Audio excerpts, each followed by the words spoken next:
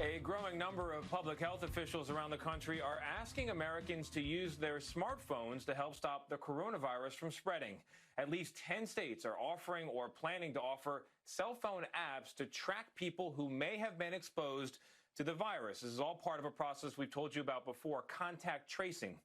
But privacy is a concern, and so far, getting people to use those apps has been a challenge. Can we ask you 3 quick questions about technology? Americans aren't too fond of being followed around, certainly not by me. How comfortable would you be if I were to give you a tracking device like this and monitored your movements throughout the day? Not comfortable at all. Not comfortable at all? No. Not by elected officials either. What if a government were tracking all of your movements and who you come in contact with? Also, no. I still wouldn't feel comfortable. Not good? No. But there is some wiggle room, at least it seems, if a public health department is involved. What if that public health department were using your phone to track whether or not you were in contact with somebody with COVID-19? Okay, then that makes a difference. That's a big difference, That's huh? a huge difference.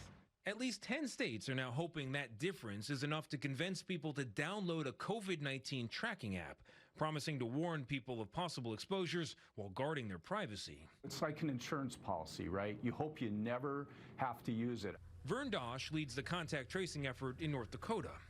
He says the state's Care19 app was meant to help with traditional contact tracing.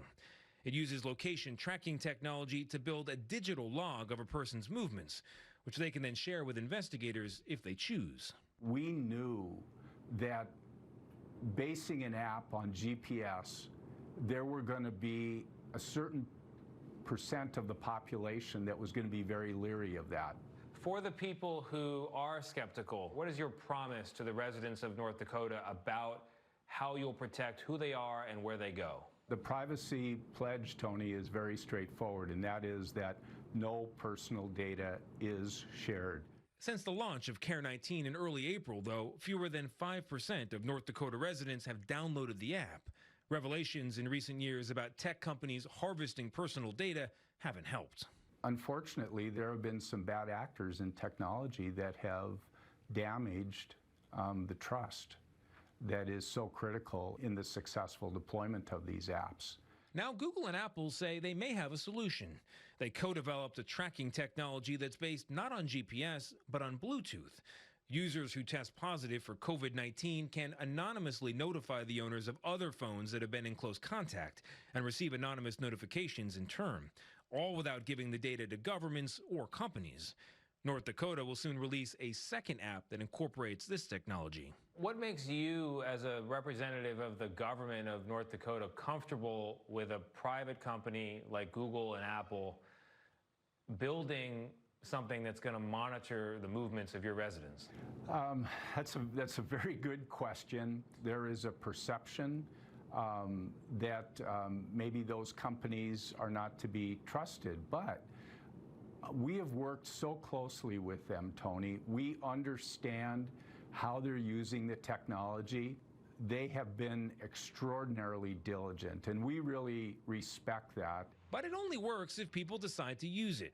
And while some Americans are resigned to being tracked, I think it's fine because all the apps we use, like Google Maps, Waze, Snapchat, they're probably always tracking our information and where we're going all the time. So another app really is going to make a difference. others are prone to resist. And in my opinion, I think this particular app, because I've been reading about it, is a gateway to a chip they want to put in my arm, and I'm not a conspiracy person. A government chip. Right, yeah. I think it's more of a security issue beyond COVID.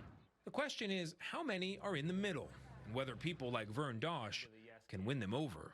What is your message to those people on the fence about downloading an app? We absolutely understand their hesitancy or their reluctance to download the app. But in times like this, when lives are at stake, when our ability to open the economy is at stake, every single download matters. It's a part of our personal responsibility to be able to leverage those technology tools the best we can. And hopefully we'll never have to use them. Hopefully. And I know this issue really divides people, Gail and Anthony. There are some who just will not put an app on their phone that they know is tracking them. So I just want to let people know that they don't have to open their Android or their Apple phone right now and turn off anything. If they haven't downloaded a health department app, they're not currently being tracked. So that's not a worry. But I will say, Gail, when New York State, where we live, comes out with their app, based on what I've seen, I feel good about using it as part of combating COVID-19. Yes, I would sign. Hello, my name is Gail. Sign me up. I know this is very naive, but I always believe people who have nothing to hide nothing. And I'm thinking this is a very different territory that we're in now, where you say lives are at stake, security's at stake. That said, I think if you engage, you should be worried about your privacy. I think you're giving up a lot, but I think the positives far outweigh the negatives, for me anyway. It'll be interesting to see how this turns out, Tony. It's a personal decision for everyone. That is